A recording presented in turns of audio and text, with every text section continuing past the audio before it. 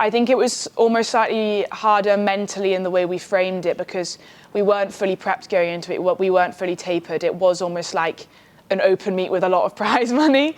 So it was remembering like when we didn't have the best swim, you're like panicking because it's a world champs and you're like, oh, I didn't make the final, or this wasn't good. And you got to remind yourself like, this isn't the big picture.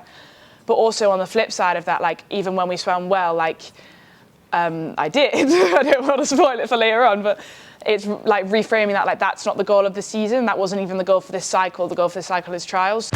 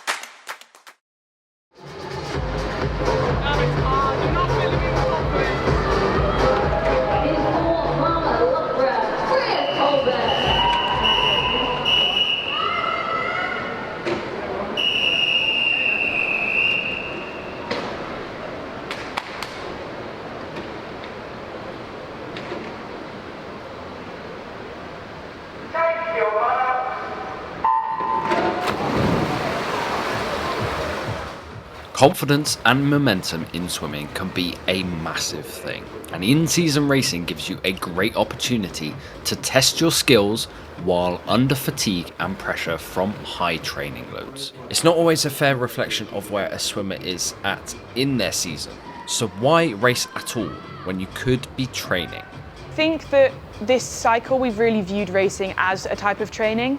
Like when I do a lot of racing, I do quite well off the back of that, according to Dave. So it's almost, I've missed out on a lot of that kind of race pace prep and that really intense stuff in the lead up, but I've got all of that intensity through the racing. 2024 offers a bigger in-season opportunity than most. The Doha World Championships, with a 20k gold medal bonus. For some, like Freya Colbert, this was an opportunity that couldn't be missed. Actually, how the whole subject came around was we were at altitude in October, and Dave was having a meeting with us girls, so me, Medi, Abby and Laura anyway. And he said, because obviously the men's 4x1 team had to go to qualify, some people were going and then it looked like more people were kind of considering it. And he was kind of said, if you want to go, like I'll back you, like I can understand why. I think it could be really good for this reason and this reason, but I could also see why you wouldn't want to go for this reason and this reason. And we all kind of discussed it, and then we all were fairly quickly on board. And one of the reasons I think a few of us said in the meeting, like especially for me and Medi, like it wasn't going to be a bad thing in terms of the confidence building. And there's the thing of prize money. We were like, oh, can't really hurt. So it was, for us, I think as a group of girls, it was only really positive things we were going to get out of it. There wasn't really any negative side effects as long as we framed it in that way that was, it's not the end of the world if we swim badly, like we're not fully rested. It's an in-season meet. Like if we're going faster than we would at, say, like the Edinburgh International, like where we are here, then that's the same as going to like a Sheffield meet or Bucks.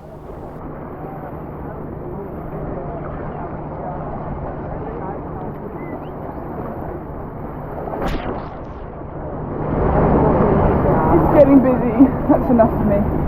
Hey guys, welcome to the comp pool. Welcome to Doha, everyone. World Aquatics Doha. Busy. We just did a little 3k dip, and it was fine at the start, but then I got a bit overwhelmed and a bit stressed because we had kick. Quite busy. Then I got a bit busy and the waves were going everywhere. I was really sad. Sad. Hey, thank God it's only 3k, but I don't think we'll go back in there for a while. But there's lots of lights and stuff up there. I don't know what you can see. But we're going to stay, watch some of the finals. Abby, Adam, the boys 4x1, and yeah, see how they do. Get up there. It was my third Worlds. My first Worlds I wouldn't really say was a confidence building experience. I didn't swim that well. So I felt like my second Worlds, which was last year, I really kind of got on the bandwagon, and it was a big confidence boost, and we were kind of like, as someone who's fairly new to that world stage, and I still felt very nervous when I did my second one in Japan, a third world and another exposure to a competition on that level, it's not going to really be a negative thing in terms of confidence levels. And just going through that process of being in such a big pool with the like entertainment aspect, all the media, and it's going to be very good prep for the Olympics, which is obviously going to be one step even bigger. So it couldn't really be a negative from that point of view. If the aim for these World Championships was to build confidence, Freya had the perfect opportunity to do just that. In the 400 metres individual medley, her favourite event, she went into the meet as fastest seed and qualified for the final in lane 3 with a great shot for her first world title. It is finals time. I was and I am looking forward to the 400 today just because it's like my event. I had a good heat this morning, just enough to win the heat, and so I'm going in third tonight and I'm really excited. Gonna see how much cash I can win, see what I can do. Ready to board the pain train, but I'm excited. Got a presentation jacket on, just in case. I hate that, they always make you bring your presentation tracksuit and it feels like you're jinxing it, but it's just something you have to do. It's like expected, like you just have to tell yourself you're not jinxing it, because yeah, like even if you go in the final last, like I was last night, they're still like, make sure you bring a presentation tracksuit. But yeah, gonna head down and get the bus now. Despite this being a World Championships with little weight of expectation, Freya succeeds in a career goal of any swimmer, a first world title. A fantastic display of resilience and endurance to overturn Anastasia Gorbenko in the final 100 metres to win in a time of 4:37.14. If she repeats the time swam in Doha at the British Championships later on in the year, that will see her qualified for her first Olympic selection. But does this gold medal now change any expectations for the rest of 2024? No, I think I didn't swim a time that was really outlandish. Like, it was one of my best ones in season, but it's not like I went a massive PB untapered. So in terms of my reflections on that, the actual race time-wise wasn't anything that was like that unbelievably outstanding that's going to change my preparation and the way I'm viewing the rest of the season. I think it was a confidence boost that I could perform at that level unrested on that stage, like with that pressure in the final. But in terms of coming off the back of that, like my training's the exact same. I'd like to think I'm pretty much the exact same. Nothing's changed in terms of the prep, in terms of the expectations.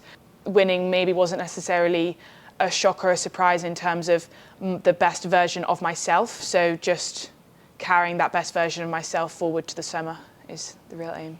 A professional swimmer's answer. But there are members of Freya's support network this does mean a great deal to. Her parents managed to make the trip out to Doha and got to witness her gold medal accomplishment in person. It was a bit surreal. We were in Doha and we were at the far end of the pool. So we saw her come up to the last 50 and we saw that she was behind. And I was sort of expecting that because we knew that the Israeli girl would go off with a fast fly. We expect her to come through on the backstroke and on the breast. But when it came to that last 25, I was expecting Freya to be a little bit closer to her. I thought, oh crikey, this is going to be close. And then we sort of watched them go down. We were literally end on, watching them swim down the last 25. And the board above at the end, where it finished, didn't put the results up. So we had to go and look over sort of over our left shoulder. And then, yeah, you know, flags and stuff went everywhere, really. You know, lots of jumping and screaming. It's good fun. Oh my God, amazing. Absolutely amazing. I probably didn't expect it. So to see her and to sort of realise, oh my God, this is a gold medal, it's amazing. For Freya, this world title isn't a chance to pause. The home stretch and final training block has to be conquered. And with that comes a chance to earn selection to represent Team GB at Paris 2024.